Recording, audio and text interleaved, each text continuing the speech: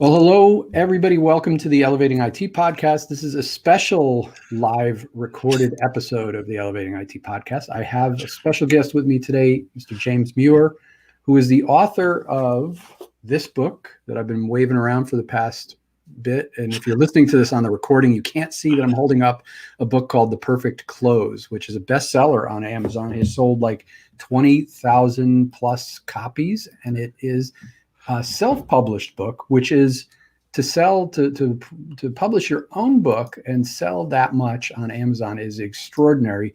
And James also works for a company called Essential Hub. Do I have that right, James? That's correct. I'm the Chief Revenue Officer. So I guess the first question I have to ask you, this is kind of I want you to reintroduce yourself, but I have to ask you, when you are out there selling your product, do people like, okay, he's going to use the perfect close? You'd be surprised. I mean, most of the clients that we talk to, they're not that well read on the sales book. So it doesn't. More likely, I'm going to get an invite from somebody on LinkedIn, and they'll say, "Hey, James, does it make sense to?" And then they'll hit me with their pitch. So I laugh, and it's a good gag, but it works, right? Because it tells me that they actually read it. I think that's how I invited you to the podcast. Yeah. You're very clever. It works. You can see it's 100% effective. 100% effective. Exactly. So thank you very much for being here. Please, if I'm missing anything on your background, fill us in, especially on how you came to decide to write a book on this. Sure. Well, it mostly stemmed from my own personal need. I'm an accidental salesperson. I've been in sales for 30 years. I've had every single role that you can think of, all the way from individual contributor to being a demo dolly to being an EVP. And I've managed sales forces as high as 100 folks. So, I got drafted initially. I was in operations, and then things happened in the business that forced me to get involved in the sales side of it. And then it turns out, although it didn't happen immediately it sucked. But eventually I found out, hey, this is perfect for me. This is exactly what I was built for. I one time took this a personality test that said, it had these little wheels on it, and it put where you should be and where you are, and both of my dots were in the same box. So I knew that I had found my my role in life when I had taken that. But it wasn't like that at first. So if you're worried that hey, you have to be a born salesperson, I don't think so, because man, I did not know how to close at the very beginning, and I didn't have any mentors, and so I ended up buying all these different books to try to figure out how to close. And I tried some of these closes on, oh my goodness, did I make some huge mistakes trying these different types of closes on people. And so I learned the hard way what does and doesn't work. And about 99% of what if you just go, do an internet search for, best close for whatever, probably there's a 99% chance that what you're going to get is some really bad advice. Yeah. And so I learned through the School of Hard Knocks, and I accidentally bumped into the phrases or the two questions that we use in the perfect close. And then when I started managing my own teams, I realized it wasn't just a problem for me; it's a problem for a lot of other people too. And so I wrote that to help the people that I work with. And so, like I said, I've been in sales for like 30 years now. So I've been managing teams for probably 15 to 20 of that. That's awesome. And we talked a little bit behind the scenes about why you wrote the book. You were pretty transparent about that, and how you came about to decide to publish this and self-publish this, and how much you've sold. I'd love for you to share a little bit about that. Sure. Well, the thing that you mentioned that's kind of interesting is it is a self-published book, and I could go on at length, but probably not all of your audience is authors. But as far as I can tell, there is no compelling reason to use a publisher. I actually was in talks with Wiley about doing it as a dummies book, but they keep all the rights. They won't necessarily do an audiobook or any follow-up stuff, and so you're very handcuffed on what you can and can't do. They're going to make all the decisions about the titles and the content and how long it's going to be and all that kind of stuff, and you really don't get any more for it. And so I can't find other than if you feel like it's an ego boost to have Wiley or someone like that publish your book, I can't see a compelling reason to do it. So I self-published. It means it trickles in a little bit different. And by the way, your audience might laugh at this, right? Because I remember when I first started getting this idea that I wanted to do this, it was, I don't know, maybe 7 years into my career or something like that. And I said, oh, I'm going to write a book and go into sales training and make $1 million. And then I learned, as I met more and more authors, that best-selling authors even don't really make as much money as you might think that they do, right? So it's almost used in the industry more like a calling card. But we have done very well with it. The average author maybe sells, especially self-published authors, sells way less than 5,000, and we've sold over 25,000 copies of that book. So it's been, and I think, we were talking about before. I think it's because the approach is very authentic. It is, it's a very genuine way. It is zero pressure, totally non-confrontational, and highly successful. It's like in the 90 to 95% range in terms of its success. So it's just been fortunate, right? That, I think we're in 3-4 years that it's been out. I got new stuff coming out soon, but it's done very well.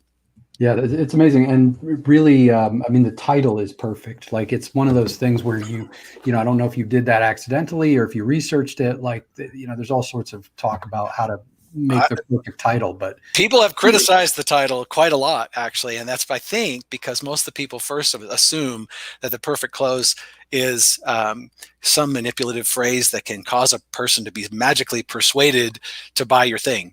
And obviously you read it, right? So you know that it's not that. No. It's just 2 questions, though, and they're very facilitative questions that'll leave you an emotionally higher level with your customer. They'll feel like that they're in control, and they'll think of you as a trusted advisor, and that's what you're going for, right? We don't want just a quick fix that gets us manipulate someone into buying our stuff now. We want long-term, lifelong, lasting relationships with clients, and there's a way to facilitate their decision making without pressuring them. And I think that's why it's resonated so well. Yeah. And, I had a lot of different experience in sales. And my first experience was selling retail. And then my second experience after that was selling vacuum cleaners door to door. Sure. Kirby, maybe? Electrolux. Oh, okay.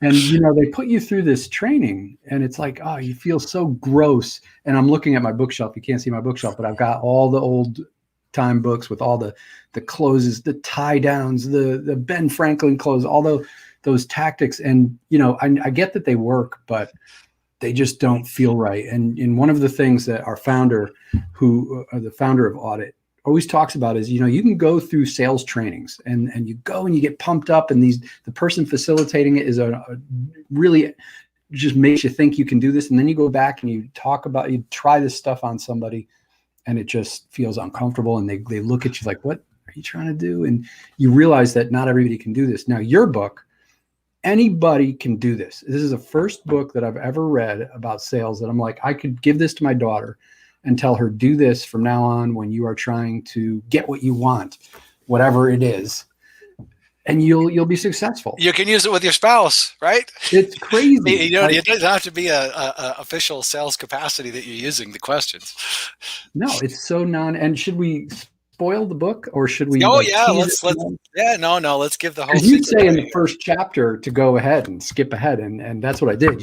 I got the book and I went to chapter 12, which is way back here, and I read it first, and then I went back and read the rest of the book. Yeah, if your listeners want to get the diagrams, we're going to share the secrets here in just a second, but if they want to get the diagrams, they can just go to PureMuir, PureMuir.com/resources, or click on the resources when you get there.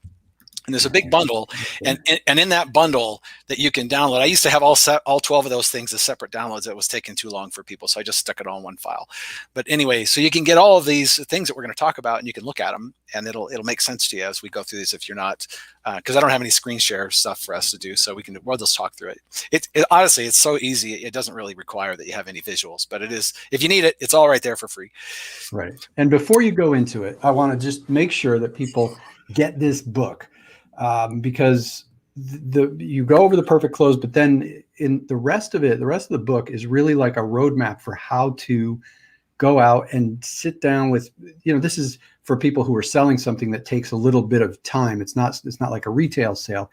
This is a, you may be doing a discovery, you're having many meetings, and you talk about really some really applicable. I mean, it's all applicable. You've got, like you said, you've got checklists, and you've got forms that people can download, and it goes through how to set, a lot of mindset stuff, but how to set the agendas, how to really run through all those things. It's very practical. Yeah, I try to keep it simple. That's right. My job is to make the complex simple.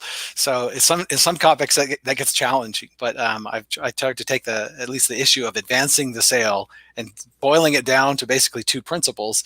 But there are some preliminaries, like for example, before you go into any meeting, you should take a minute to think about what you'd like to come out with, right? What do you want the outcome to be from this meeting that you're having? And what you should have at least is an ideal advance and a couple of alternative advances. And if your audience is not familiar with that term, many years ago, a man named Neil Rackham conducted the largest face-to-face sales study ever conducted. It involved over 35,000 face-to-face sales interactions. And we learned a ton of things about selling from there. I would say Neil Rackham is the patron saint of scientific selling. Okay. Yeah. And it definitely a worthwhile book. And you can read about the data, most of the data in his book in the appendix of that particular book. Right. But anyway, what he learned, one of the things he learned, many things, but one of the things he learned is that 9 out of 10 sales interactions don't actually end with a win or a lose. That's not what happens. What happens in 9 out of 10 sales interactions is you either end up with what he called an advance, where the sale moves forward in a little way, right? We have some progress, but it's not closed. Or he called it a continuation. The deal's not dead, but it's not going anywhere either. Right. Okay. And so what we want to do before we go into our meeting is we want to have an ideal advance. What's the best possible thing that could happen, right, as a result of this meeting? And then we want to have a couple of alternative advances just in case our ideal advance turns out to be unrealistic for some reason. Because then, regardless of what happens, your deal will be moving forward every time. And that is when I say that it's 95% effective, what I mean is you're either going to get an advance where your sale moves forward in a little way, or you'll actually get a sale every single time you use it. Okay. And so with that in mind, then you're prepared to ask the two questions. And there's actually 5 variations of the perfect close. The kindergarten version is the one I'll share first. And that is, the first question is, does it make sense for us to X? Okay. Does it make sense for us to X? Where the X is the ideal advance. Okay. So if I'm a consultant and I do assessments and things like that, I might say, hey, does it make sense for us to schedule an assessment for you to see what our best options are? In that sentence, the assessment is the X, right? And then if you think about it, there's only 2 things you can say, right? You're either going to say yes, or you're going to say no. If you say yes, then great, we just got our advance and we didn't even have to use the second question. If you say no, then in the kindergarten version, we're just going to throw the ball back to the customer and we're going to say, okay, well, what do you think is a good next step then? Right? Sounds too easy, right? But what I can tell you after done hundreds and hundreds of ride-alongs is that the customer will suggest, in 90% of cases, they will suggest a very logical next step for where they're at in their buying process. Okay. So those are the 2 basic questions, but those can be upgraded a little bit. Okay. And maybe just to give your audience a little hope, there's a company out there called Gong.io. And what Gong.io does is they're a call analytics company, and they analyze calls in call centers, where they do a lot of outbound calling. And they asked this question. They said, what is the best closing approach that there is? And after analyzing over 1 million calls, they determined the perfect close, which is the one I just shared with you. Okay. And then we'll upgrade it here in a second. But they determined that approach is hands down the best closing approach that there is, bar none. And that the top performers are actually using it about 3 times per hour. Okay. Of course, all that study came out after the perfect closer. I had to put it in the book. But anyway, so that should give you some confidence that what we're sharing here actually works. And it's proof that these manipulative tactics actually are less effective. And there is some studies, Neil Rackham even uncovered that these closing gambits, they really don't work. In most cases, they backfire. And the larger your deal is, and the more complex your deal is, the more likely they are to backfire. In fact, in one of the studies that they did, they gauged the success rate or the level of trust with the customer after one of 6 different closing approaches had been used. And I'll try to remember off the top of my set. There was the yes set, the alternate choice. There is anyway. There are all these different ones. Right? They all have names, right, and they're all manipulative. And what they found, to just cut to the chase, every single one of them damages trust. All of them. right? Yeah, because you feel like you're being manipulated. Yes, you can tell. And I can even tell you a really crazy personal experience where I tried to use it on a really big deal and it backfired so badly on me that I lost a very, very large deal. And that's one of the ways I learned that, oh, you can use alternate choice when you're selling, a large or medium drink, but you can't use alternate choice when you're working with, deals that cost hundreds of thousands of dollars, right? Because people know they're being manipulated and it offends them, right? And so you don't want to, and you don't want to do always be closing either. That's another of those myths that's not always true. Be ABCs. Right? Yeah. So anyway, so the two questions you already learned is, does it make sense for us to X, and what do you think is a good next step? Now you can upgrade this, and I have for most of my career worked with organizations that specialize in healthcare IT systems, and these are very expensive, very monolithic systems that get installed in big hospital systems across the country, and they're sometimes millions of dollars. And so when we ask them that last question, hey, what do you think is a good next step? Because people don't buy those types of systems very much, they're actually not in a very good position to tell you what a good next step is, because they maybe only have done this once in a lifetime. And so there's a different variation called the suggestion that makes it a lot easier, and you can facilitate their thinking a little bit, right? And so what we would say is instead of just going, hey, does it make sense for us to X, you can say, other clients at this stage tend to do this thing, right? They tend to do X. Does it make sense for us to do X? Okay. And so all you're doing is you're just being very facilitative, and you're suggesting, what you think a logical next step is. Again, it works the same way. They say yes or they say no. If they say yes, great. If they say no, you can still use the suggestion on the follow-up question. And that's when you're going to use one of the alternate advances that you prepared, right? So I could say, well, sometimes clients at this stage also do Y. Does it make sense for us to do that? Okay. And you can see here what we're doing is we're just giving them permission to tell us if it's appropriate or not, right? We're not, and maybe this is a good moment to talk about the subtleties in the difference between does it make sense and will you buy my stuff? Right. Okay, because there's a really big difference, right? Or even will you take this action, right? There's a big difference. One, you're asking directly for the commitment of an action, and the other one, you're just asking about the timing of it. Okay, so at its core, does it make sense is really a timing question. In fact, if you like that phrase better, you could use it. You could say, hey, is the timing right for us to do this? That's a perfectly okay variation of it, right? You're doing the same thing, okay? And but the beauty of it is you haven't asked for commitment yet, but they can clearly see the direction you're headed, right? And that's why you're asking about the timing of it. And so regardless of how they reply, you are emotionally with your customer on much, much higher ground, no matter how it turns out. On the other hand, if I say, will you do this, right? Whatever the this is, and they say no, boom, you're the emotional level in your meeting is going to tank. Right. And so this is really better on every level. And we spent a little time comparing those two differences. But from a psychology perspective, one is essentially a trial close. It's a timing close. Right. And the other one is you're asking directly for an action. And it has a lot of negative repercussions if they don't answer the way you're hoping that they're going to answer. Right. So with that little backdrop, then you can upgrade it even more, right? So there's the suggestion. And then if you use the suggestion in the second question, then we call that the fallback. And at the end of the fallback, let's just say they say no to the first thing and they say no to the second thing. Then you just throw them the ball like you practiced the first time. You say, all right, well, what do you think is a good next step? If it turns out, okay, and this can happen, if it turns out that you suggested 3 different logical advances and they said no to those, and you ask them what they think is a good next step, and they can't come up with anything, then that tells you something about the quality of the folks that you're working with right now, right? And so I'm not saying let your deal go, but you might want to put it into a lower priority, because as sales professionals, all we have is our time, right? We turn our time into money. And so it's really important that we spend our time working on high probability opportunities, okay? All right, so, but there's a much cooler version. It's called the add-on. And the add-on is we would say, hey, does it make sense for us to X? And they go, yeah, I would like, that's good. Then when you go, oh, awesome.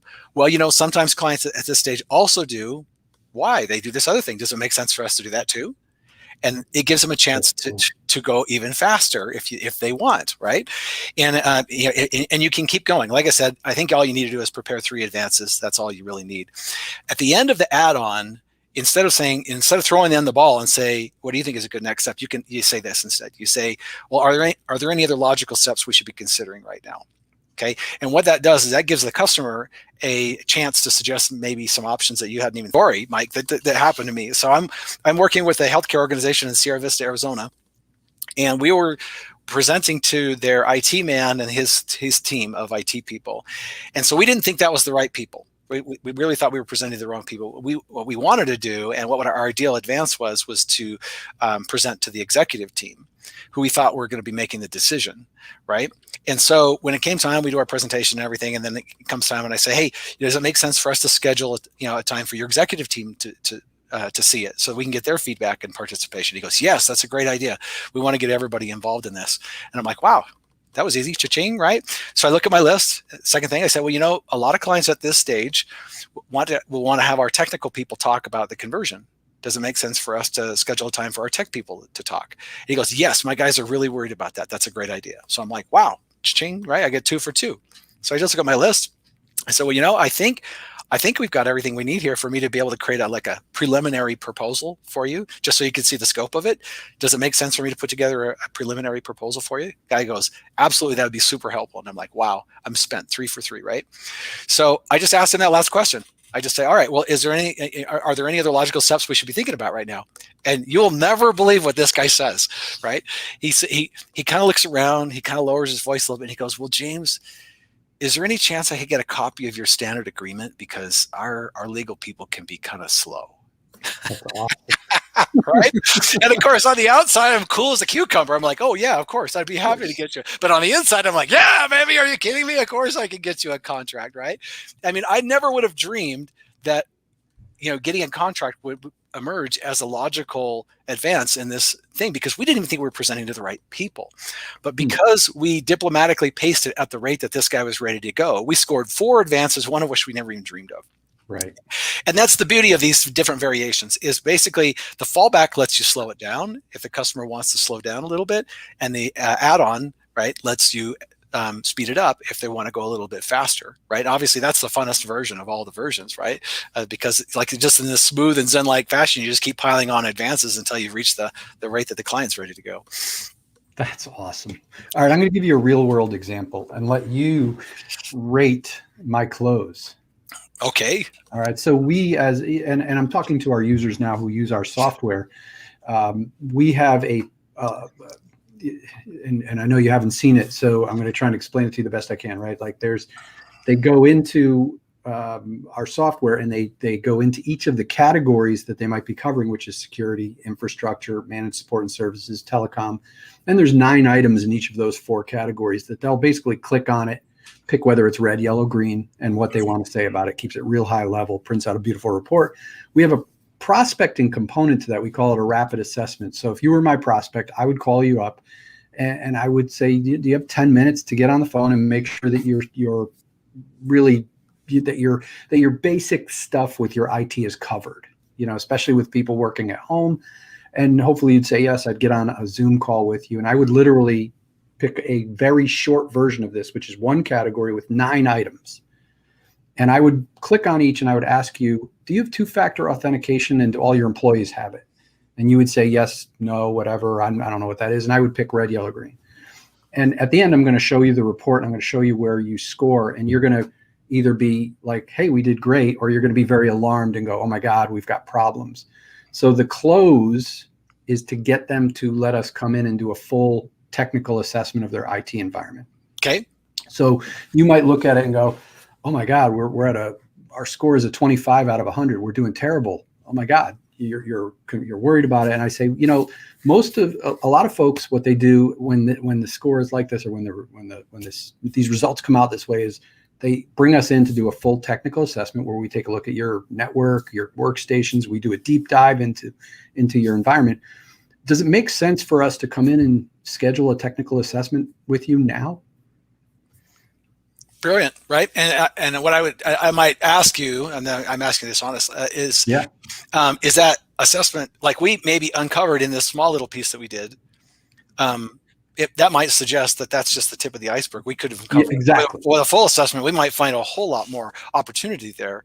And so that's the framing. So you essentially just used the suggestion model, right? You just said, hey, other clients, when they see these kinds of results, very often invite us in.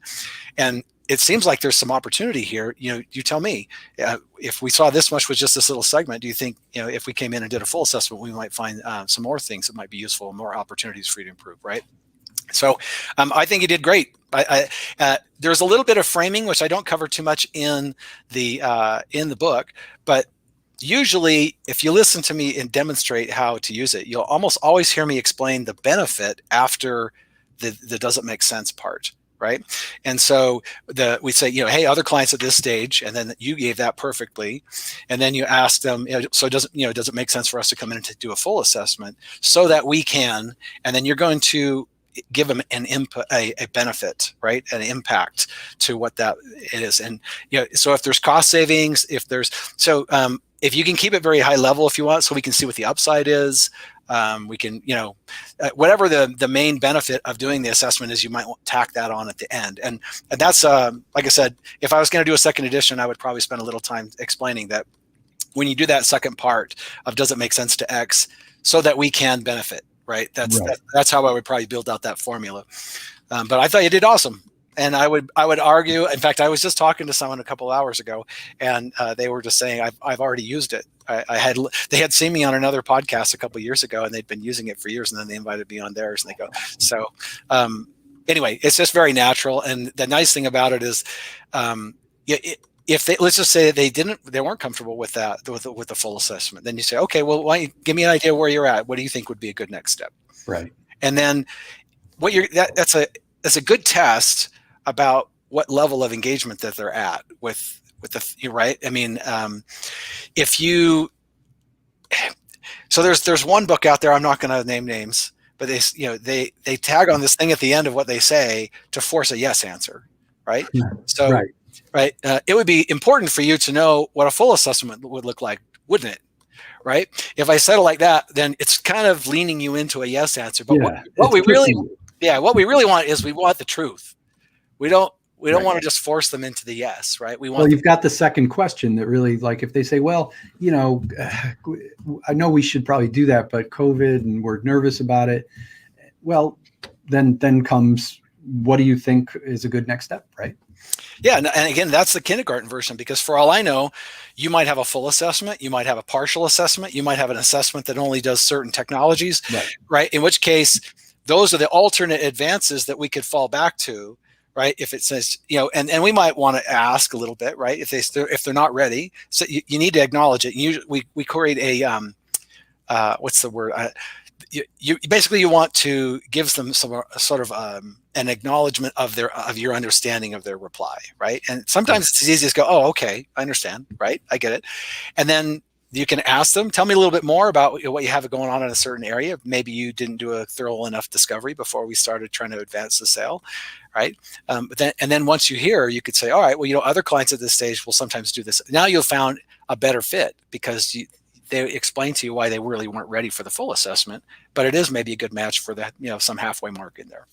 Yeah, that's great. Thank you for that. You're basically just coached our clients, our users on how to, a way to kind of use that tool. I mean, and it is a little hard to explain without, and you had it perfect. Like, it is the tip of the iceberg. It's a little tip of the iceberg presentation that let us come in and take a look at the full scope of things. And usually the thing that we say is, or we teach them to say is, this is, you scored pretty low, and the person on the other end is going to go, ugh, because they can see it really simply.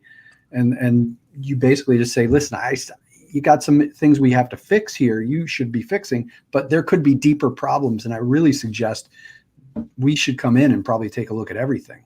And then, yeah, you can even give us some data that might encourage them. For example, you could say, when we see this, very commonly what we see when we do a full assessment is we see this, and we see this, and we see this. Okay, so let's just say those are deficiencies. Okay, so sometimes we see this, this, and this.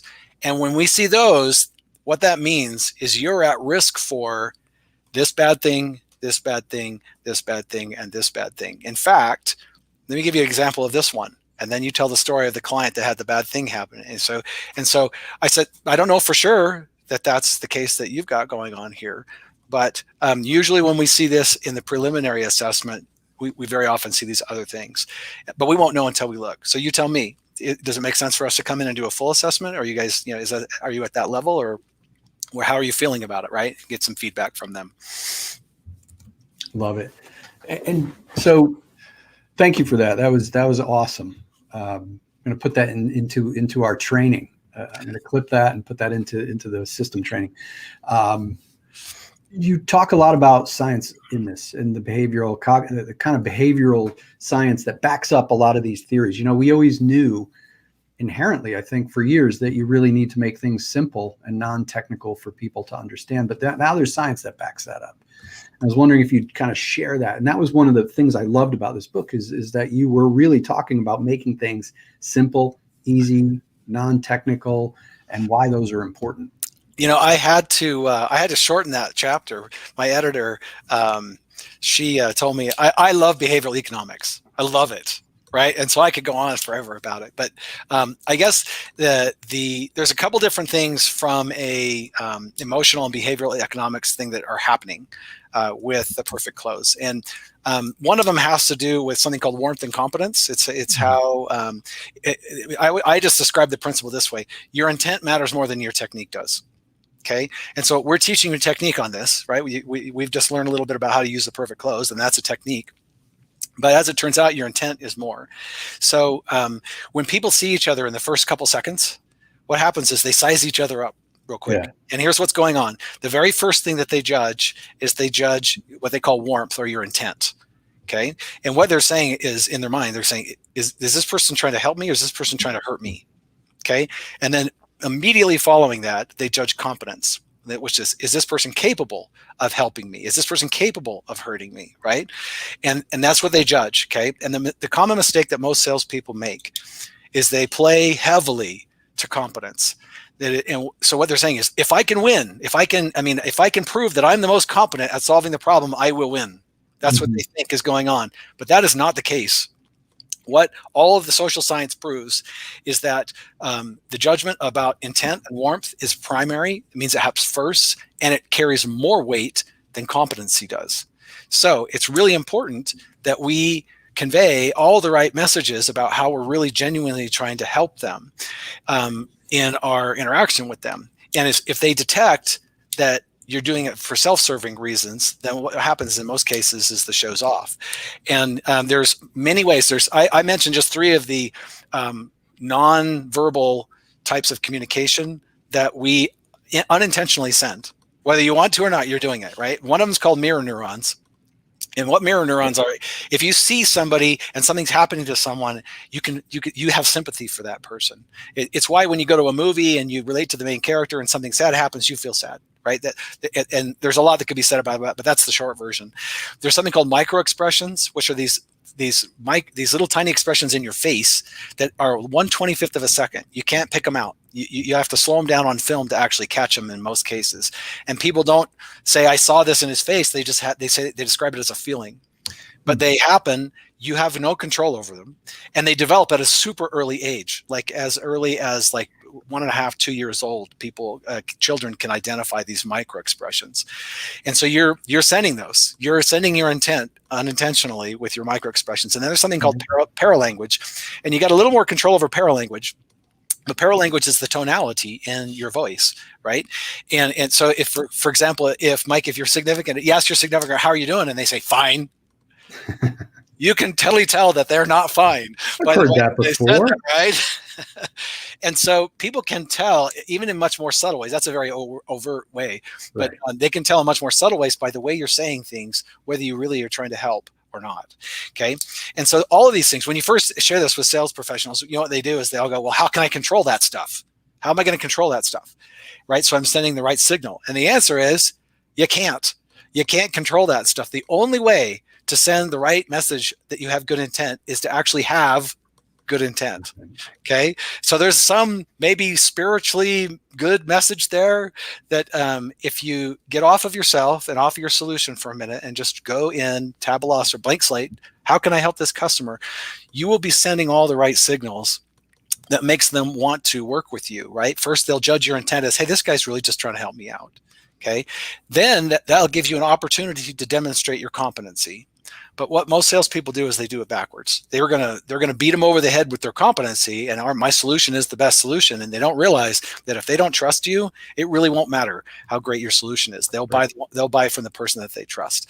So that's a little bit of the behavioral economics. There's another part, which is sort of my contribution. I don't think it's been done anywhere else, but I tried to explain why advances work.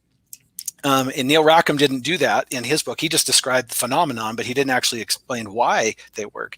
And there's two principles at work.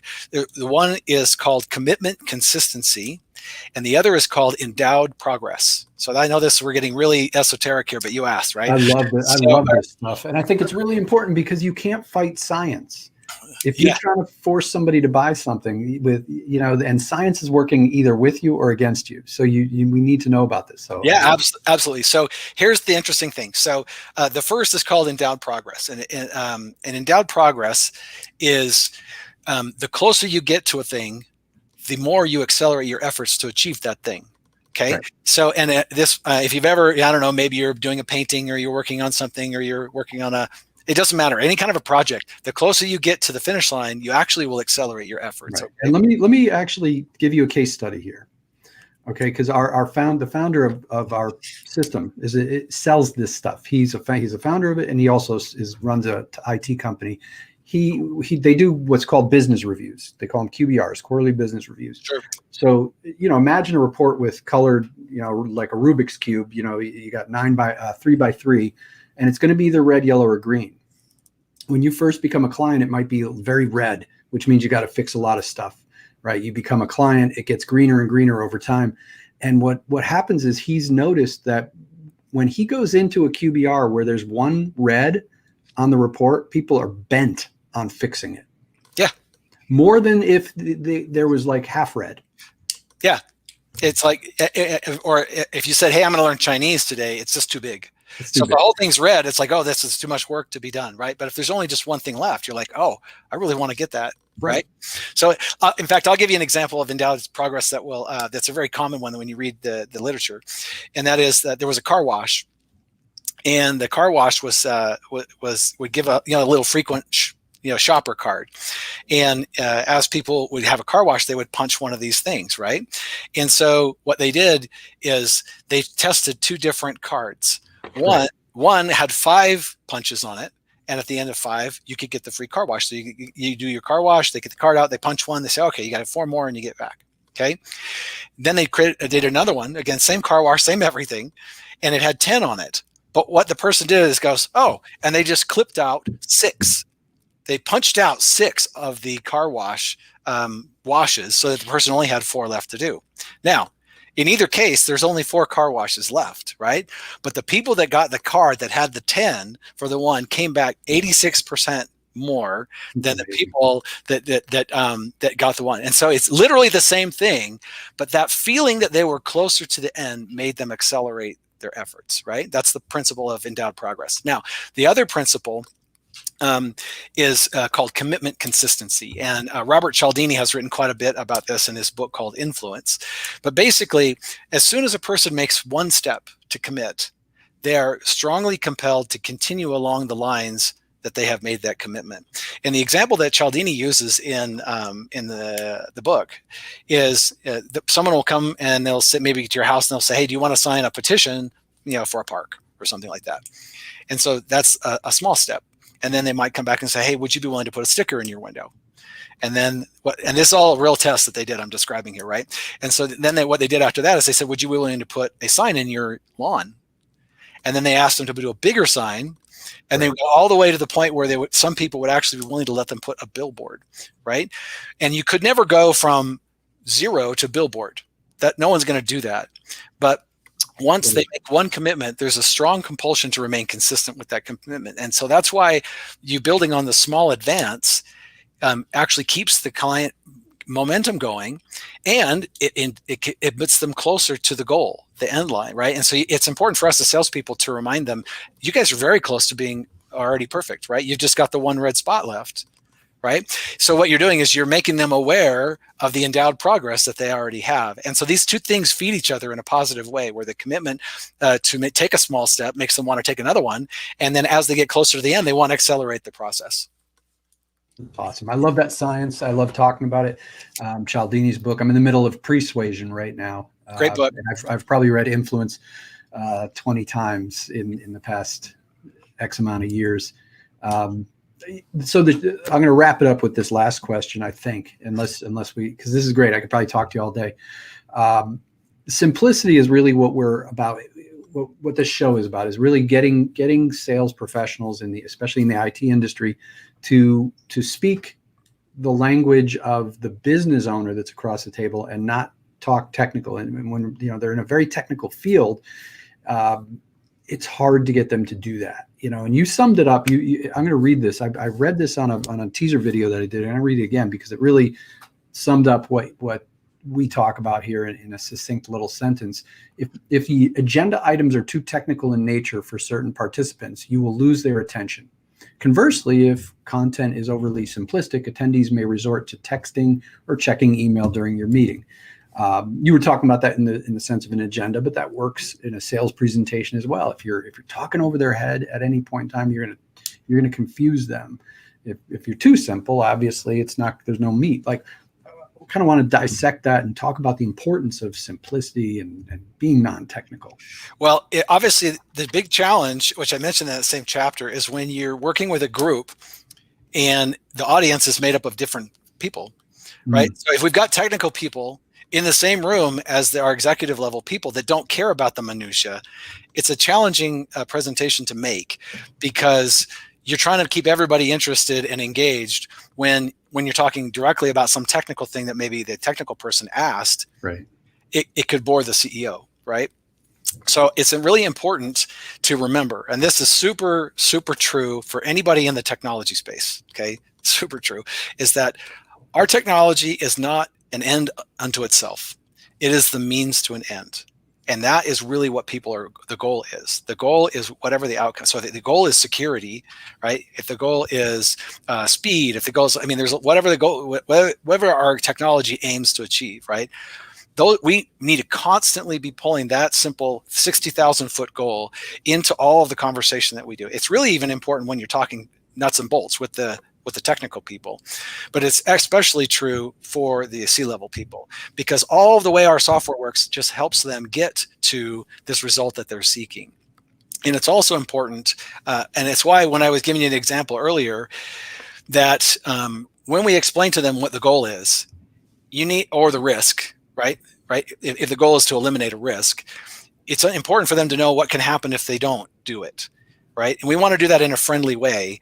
And so the best way to do that is with stories, is to do that. And stories in and of themselves are inherently much more memorable.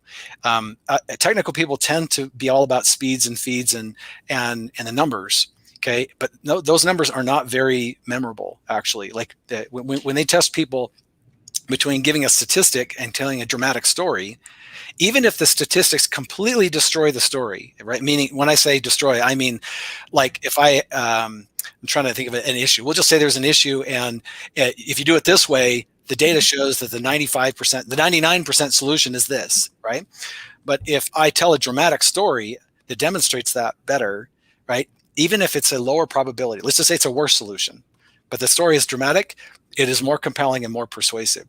So what you want the best of both worlds. So you drop your statistic, and then what you're going to do is you're going to explain it with a dramatic story. And the best is to give them a client that had a story of either something bad that happened. If that's, those of us who are in the world of risk reduction, that's really what you have to do. And some people don't like it because it's negative selling, but that's really what the business we're in is, reducing risk. So we have to explain what they are in order to help the customer get some safety, right?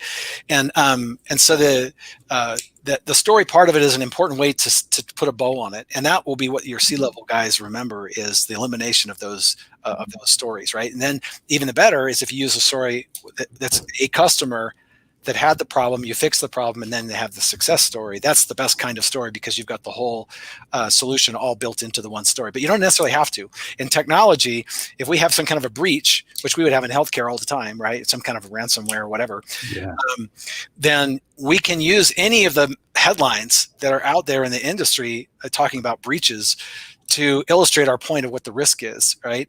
And but if you actually have a more detailed story of a single customer, the more vivid the detail, the story. This is a heuristic, by the way. This is another behavioral economics thing. The more vivid and dramatic the story is, the more memorable the story is, and so that's an important part of the framework that you need to create for your story or your messaging, right? Is you want to make sure that you're keeping it high level. You can still go down and dig down and deep, but basically you need to zoom back out and say, and what that means is that we solve this overall goal that's this high level. And so you can drop down below where the technical level is for the CEO while he's sitting in there, but then you get to pop right back up and drop right back to the ultimate goal. And what people do is a lot of salespeople fall in love with their product so much that they just can't stop talking about the product. And there's a problem with that. Well, let me give you an example. In your discovery, you might discover a half a dozen things, or maybe even more, depends, or in your assessment, you might discover those. But there will be, for the customer, right? Even though you might find 20 things wrong, to the customer, there might be only 2 of those that are really weighted heavily. Interesting. The ones that they're most valued at, okay? And so it's important that you identify which ones not your value system, their value system, okay? And the thing is, you might be on the money. You might know that the 2 biggest things are number 3 and number 4, but it doesn't really matter if you're trying to sell it and the customer wants number 1 and number 2 the most. Then don't shoot yourself in the foot, right? And spend all your time on those 2, or even worse, tell him he's wrong. Hey, you're wrong.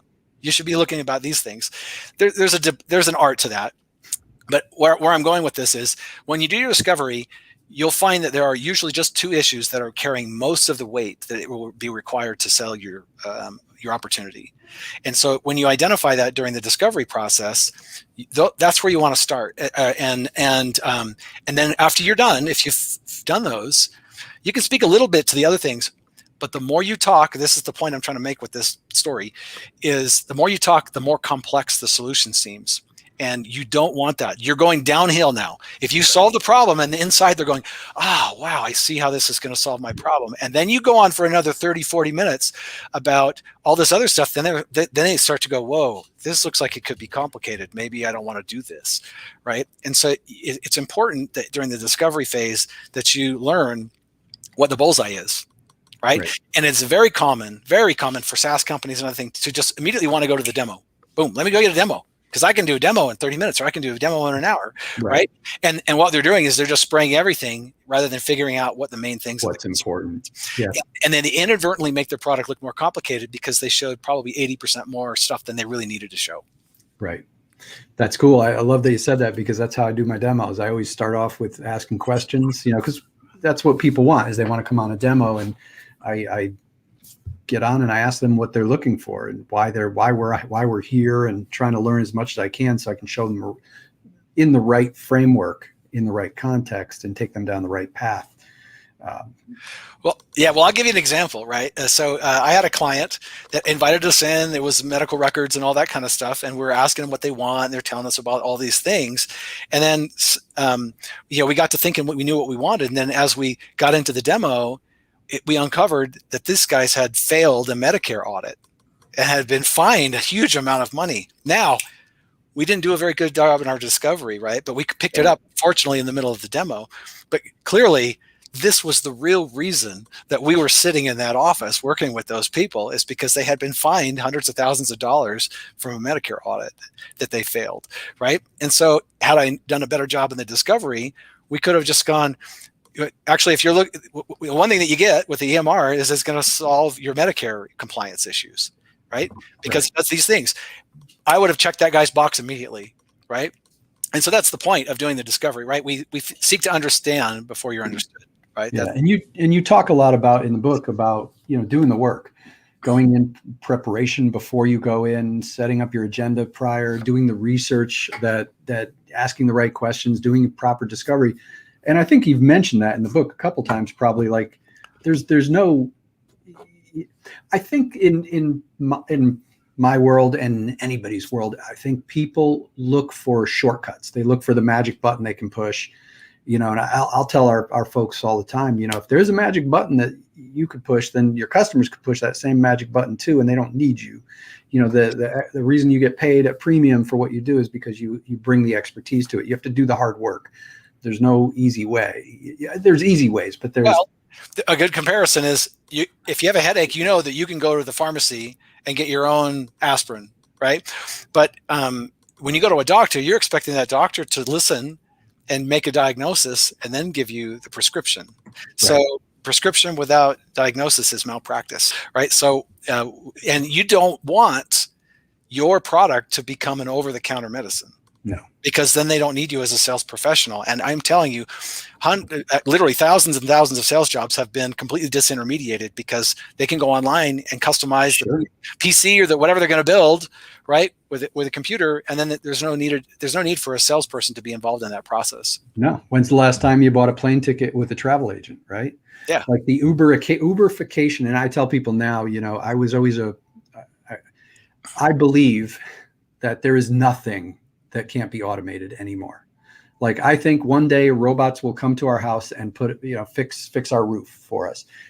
Anything's on the table at this point. The things we've seen in this world and the way things are going, count your lucky stars if you can't push a button quickly to do something. Yeah, well, a lot of value is created when you take selling skills and you overlay domain expertise. Okay. And so computers haven't quite caught up to that point yet. It's understanding human nature, right? It's like applying the behavioral economics that we've talked about, like what's it like to be human and how do people want to interact with each other, along with some domain experience in an area, right? You can help them solve a particular problem because you understand that problem maybe a little bit better than they do. Where you overlay those two, you can make gold there, right? Because a lot of value is created for the customer. Awesome. Well, James, I'm going to let you get out of here. And I thank you for being on here. I want to make sure everybody goes right now to get this book. This is a great book. And I have a feeling I'm going to be asking you to come back on here again soon. Yeah, I'd be happy to. Thanks for inviting me. I appreciate it. Thank you. And thank everybody for listening. Until next time, keep elevating IT.